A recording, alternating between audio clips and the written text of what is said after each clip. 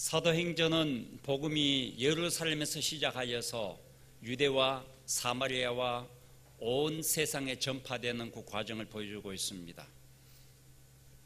베니게로 또 두로 수리아 지역의 안디옥으로 복음이 널리 퍼져나갔습니다.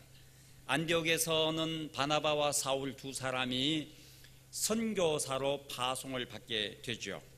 그래서 이 두 사람이 선교 활동을 다니는데 비시디아 안디옥 그리고 이고니온에서 유대인들로부터 박해를 받게 되지 않습니까? 루스드라에 가서는 돌에 맞아서 급한 죽을 지경이 되어서 성 밖에 내쳐졌다고 성경에서 기록하고 있습니다. 빌립보에서는 억울하게 매를 맞고 감옥에 추록되기도 했죠. 데살로니가에서는 바울 사도 때문에 예수 믿는 사람들이 붙잡혀 가서 보석금을 내고 풀려난 일도 있었고요. 그래서 베레아로 도시를 옮겨서 복음을 전했는데 데살로니가에서 박해하는 유대인들이 베레아까지 와서 바울 사도가 복음 전한 것을 방해하곤 했습니다. 그래서 바울 사도는 또 옮겨서 아테네에서 고린도로 가게 됐는데 고린도에서는 재판 법정에 서게 됩니다. 그리고 이어서 고린도에서 1년 6개월 더 머문 후에 다시 에베소로 옮겨서 에베소에서 3년 동안 머물면서 소아시아 전역에 복음을 전하게 됩니다.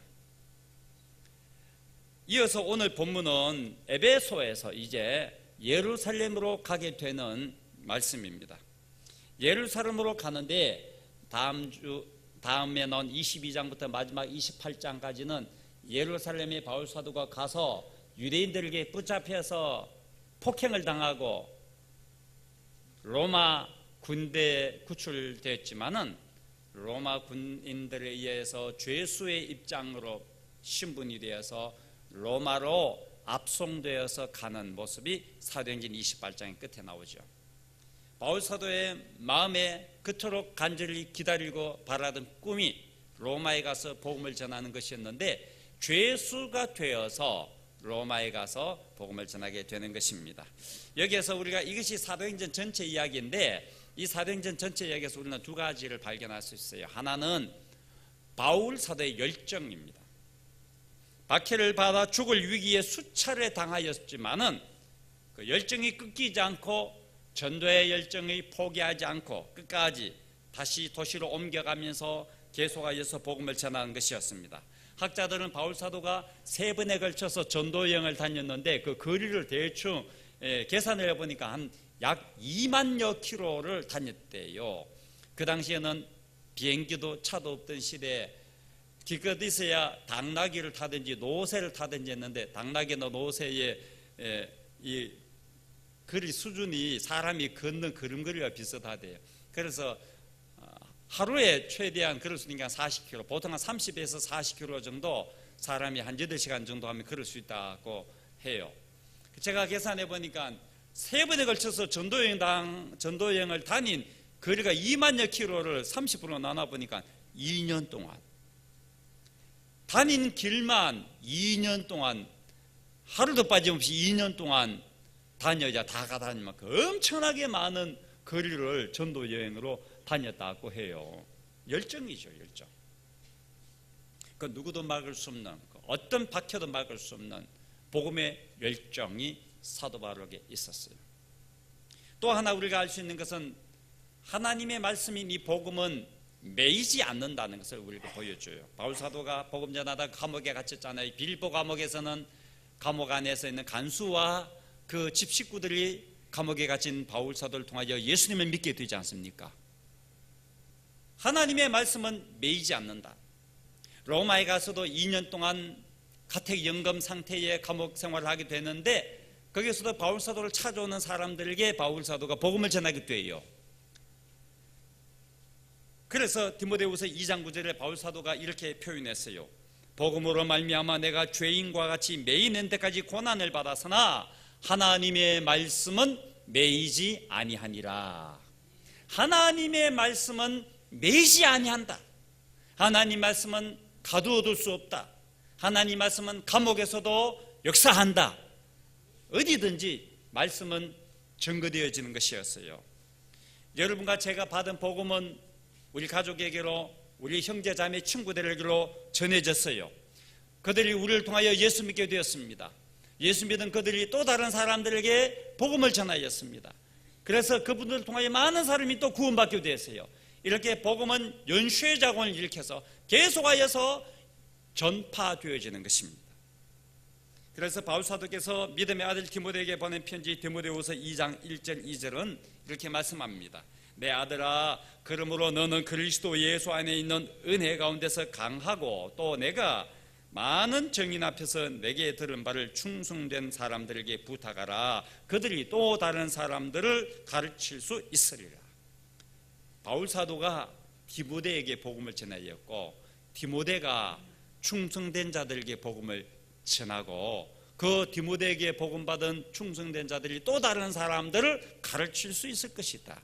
이게 복음의 연쇄 작용을 그렇게 바울 사도가 표현을 했어요. 에베소에 있는 장로들하고 마지막 작별을 하고 바울 사도가 이제 예루살렘으로 가는 길에 두로와 가이사라에 들르게 됩니다. 오늘 본문이 그 내용이에요. 두로와 가이사라에 들른 내용입니다. 그런데 거기에서 제자들이 예루살렘으로 가지 마십시오 라고 만류하고 있습니다. 왜냐하면 예루살렘에 가면은 결박당할 것이다, 환난을 당할 것이다, 가지 마십시오. 그럼 본문 4절에 그런 내용이 나오지 않습니까? 4절 보세요. 제자들을 찾아 거기서 이래를 머물더니, 이게 두로에서 이야기죠. 그 제자들이 성령의 감동으로 바울들어 예루살렘에 들어가지 말라 하더라. 성령의 감동으로 성령께서 그 두로에 있는 제자들에게 보여주셨어요. 가르쳐 주셨어요. 사도 바울이 예루살렘에 가면은 갇힐 것이다, 환난을 당할 것이다. 그러니까 이 제자들이 바울 사도 보고 가지 말라고 부탁하는 거예요. 10절에서 12절 보면은 가이사라에 있는 집사인 빌립의 집에 일주일 동안 머물면서 일어난 일이에요. 여러 날 머물러 있더니 아가부라 하는 선지자가 유대로부터 내려와 우리에게 와서 바울의 띠를 가져다가 자기 수족을 잡아매고 말하기를, 성령이 말씀하시되 예루살렘에서 유대인들이 이같이 이 띠 임자를 결박하여 이방인의 손에 넘겨주리라 하거늘, 우리가 그 말을 듣고 그곳 사람들과 더불어 바울에게 예루살렘으로 올라가지 말라 구하나니. 그때 바울이 뭐라고 대답했습니까? 13절 바울이 대답하되, 여러분이 어찌하여 울어 내 마음을 상하게 하느냐. 나는 주 예수의 이름을 위하여 결박당할 뿐 아니라 예루살렘에서 죽을 것도 각오하였노라. 죽을 각오하고 예루살렘으로 간다 그거예요. 알면서 고난당하고 환난당하고 결박당한 것을 다 알면서 간대. 왜요? 두 가지 이유가 있습니다. 오늘 설교의 핵심은 하나님께서 우리에게 주신 말씀의 핵심이 이 두 가지입니다. 왜 죽을 각오를 하면서 가야 했을까? 왜 고생길이 훤한데도 마다하지 않고 가야 했을까?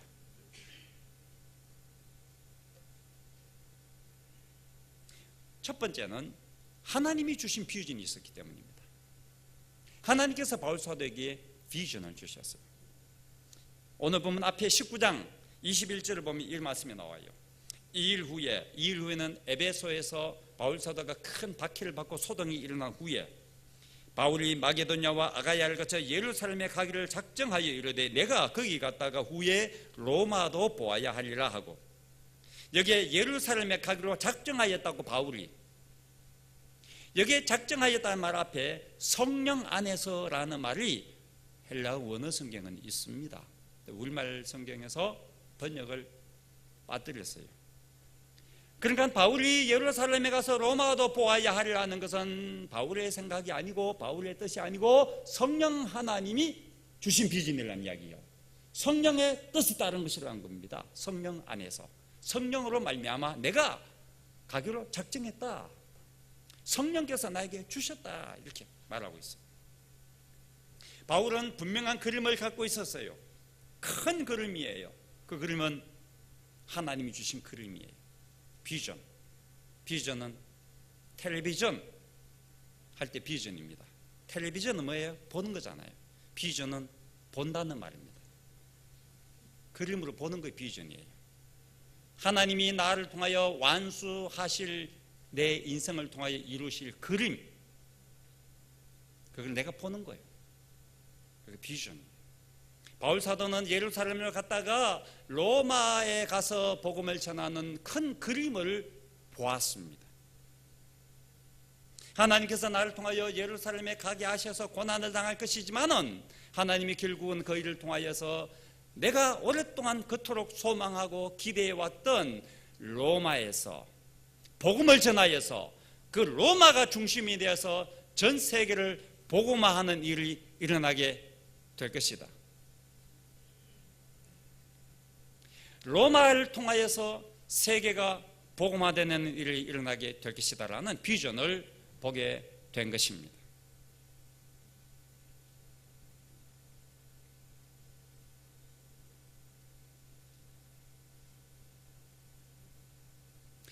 우리나라에 복음이 전해지기 전 1884년에 최초로 우리나라에 복음이 전해졌는데, 복음이 전해지기 전에 1882년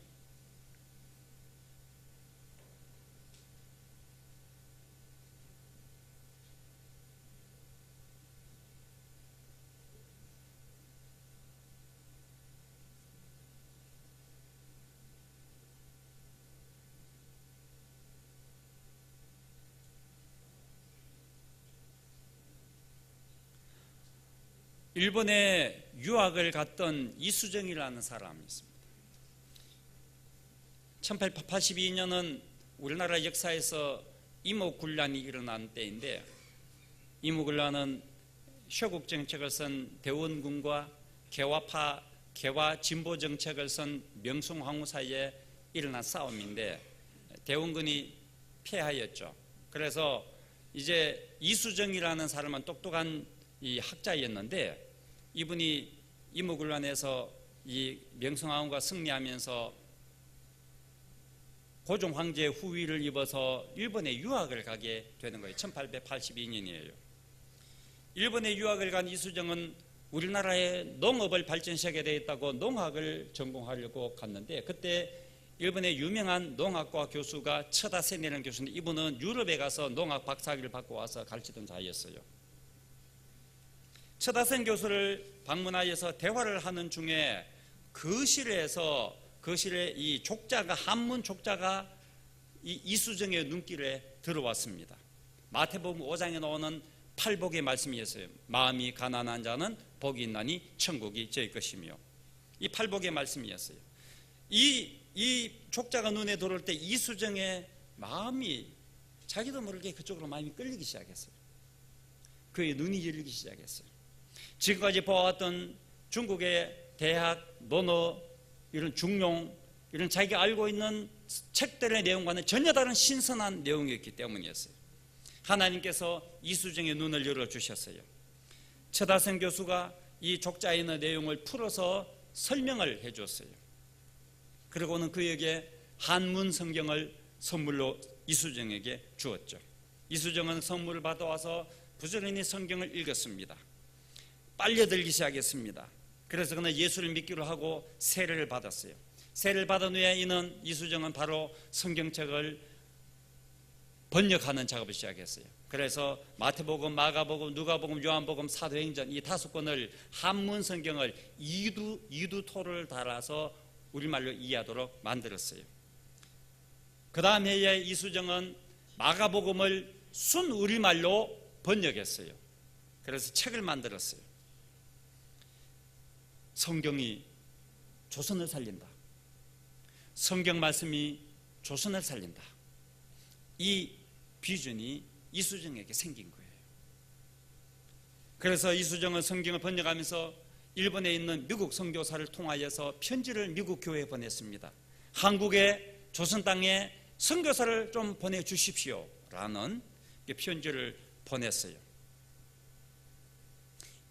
미국에서 이 편지를 읽고는 1년 후에 대한민국 조선의 감리교 선교사와 장로교 선교사 아펜젤로와 언더우드가 선교사를 파송되게 된 거죠.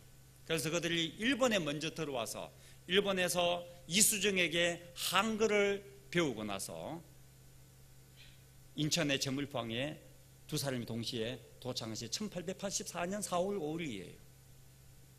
그들이 도착해서 제물포항에 내릴 때에 양손에 큰 보따리들을 짐을 들고 내렸는데 언더우드의 손, 아펜젤의 손에 성경을 한 보따리씩 들고 내렸는데 그 성경이 바로 이수정이 번역한 순우리말을 번역한 마가복음이라는 쪽복음이었습니다.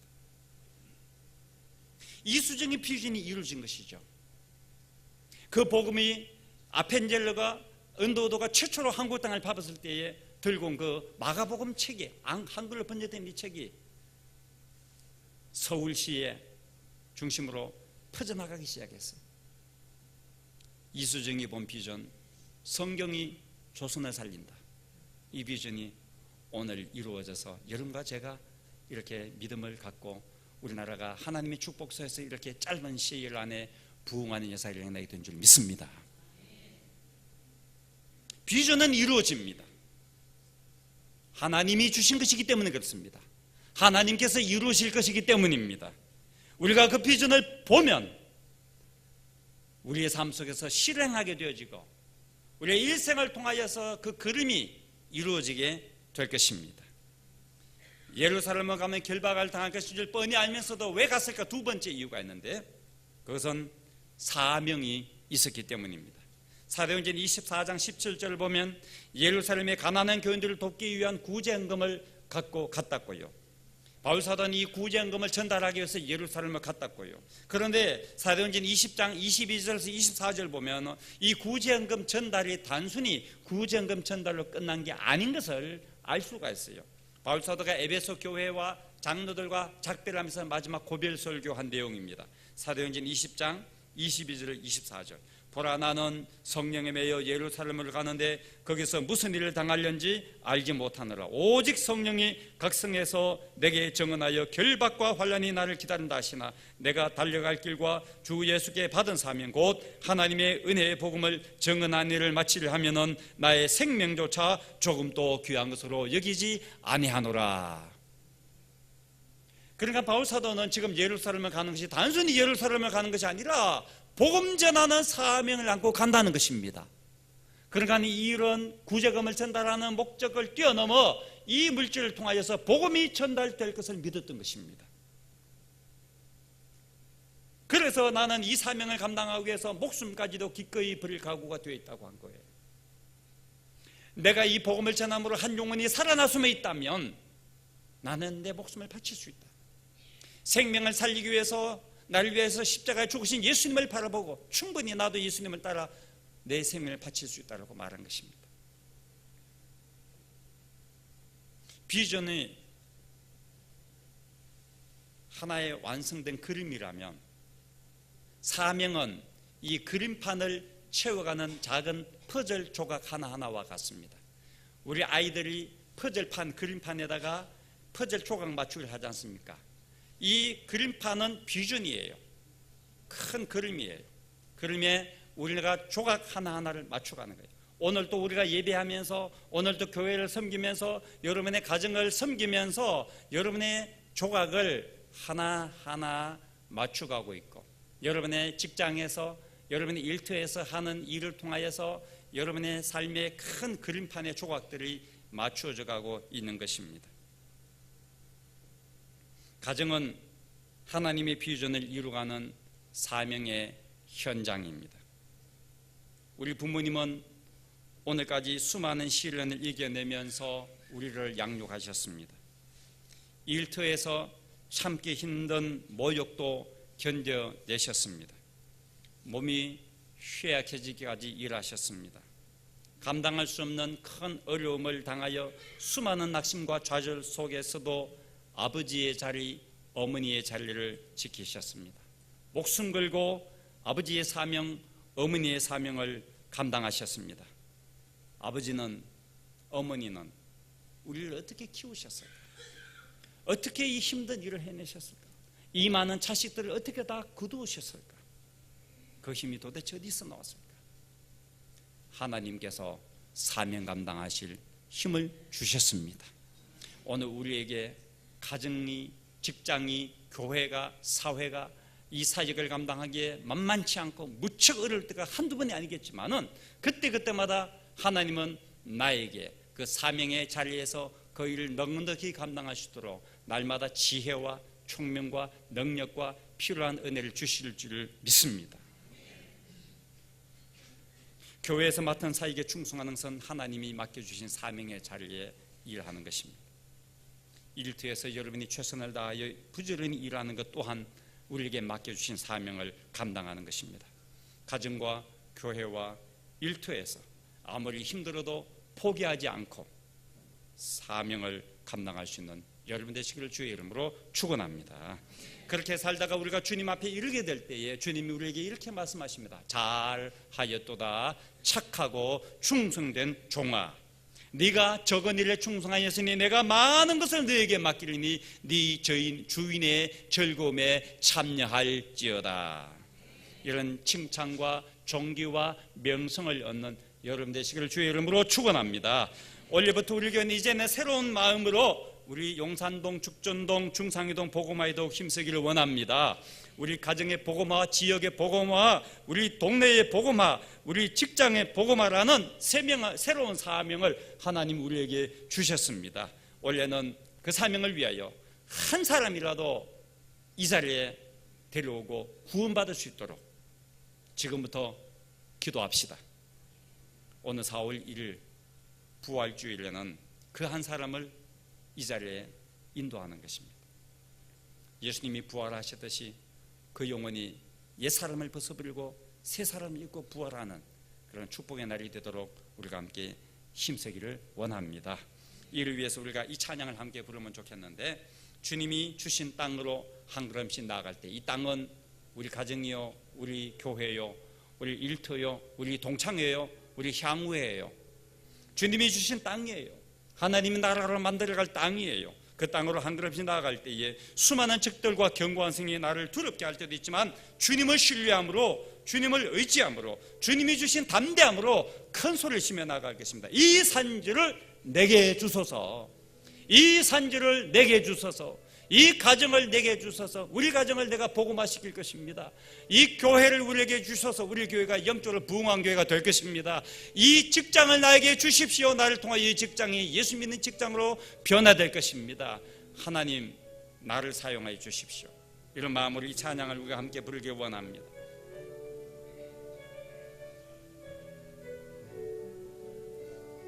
주님이 주신 땅으로 한 걸음씩 나아갈 때에 수많은 적들과 견고한 성이 나를 두렵게 하지만 주님은 신뢰함으로, 주님을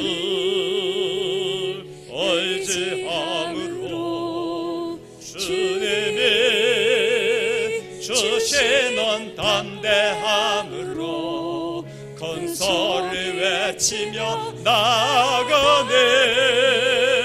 이 산지를 내게 주소서. 그날에 주께서 말씀하신 이제 내가 주님의 이름으로 그 땅을 취하리니 이 산지를 내게 주소서. 그날에 주께서 말씀하신 이제 내가 주님의 이름으로 그 땅을 취하리니. 우리 힘으로 사명한 감당하는 것이 아니고 주님의 이름으로 감당하는 것입니다. 주님의 이름으로 그 땅을 취할 것입니다. 내가 가정에서 열심히 일하는 것이 내 실력이 아니고 내 힘이 아니고 주님께서 주신 힘이요 주님이 주신 실력인 줄 믿습니다. 주님께서 내 가정과 사회와 직장을 변화시킬 능력을 반드시 주실 것입니다. 주님의 이름을 위하여서 주님의 능력을 의지하여서 주님을 신뢰함으로 담대하게 이렇게 외칩니다. 이 산지를 내게 주소서. 주님이 주신 땅으로 한 걸음씩 나아갈 때에 수많은 적들과 견고한 성이 나를 두렵게 하지만 주님을 신뢰함으로 주님을 의지함으로 주님이 주신 담대함으로 큰 소리를 외치며 나아가네. 이 산지를 내게 주소서. 그날에 주께서 말씀하신 이제 내가 주님의 이름으로 그 땅을 취하리니 이 산지를 내게 주소서.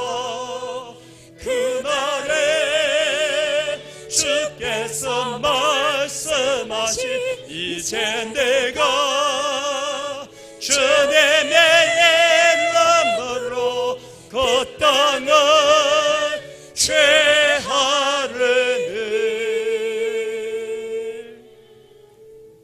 우리 이 시간 함께 기도합니다.